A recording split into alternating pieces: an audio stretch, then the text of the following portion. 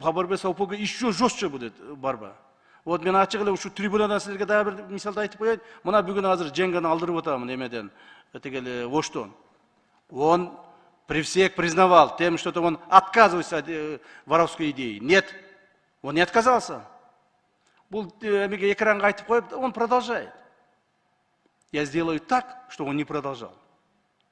Я сделаю так, что он никогда не стал дальше лидером ОПГ. Что бы это ни стоило. И каждому это относится. Экраннан айтып коюшу эле, болду биз идеядан кайттык, болду, бүттү, эми деп коюшуп, кайрадан вот этим заниматься. Заниматься не будут теперь. Я как обещал, в нашей стране ОПГ не будет. Так, в нашей стране кто-то кого-то накладывает какими-то дополнительными грузами, никто не будет. Спокойно, предпринимательдерибиз спокойно жашашат, спокойно иштешет, өздөрүн тапкан жасашат, мамлекетке налог төлөйт, мыйзам чегинде жашашат. Болду.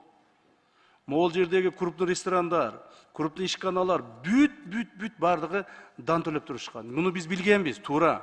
Эмне үчүн ушуга чечим кабыл албадыңар дейсиңер. Билгенбиз, бирок убакыт эми келди.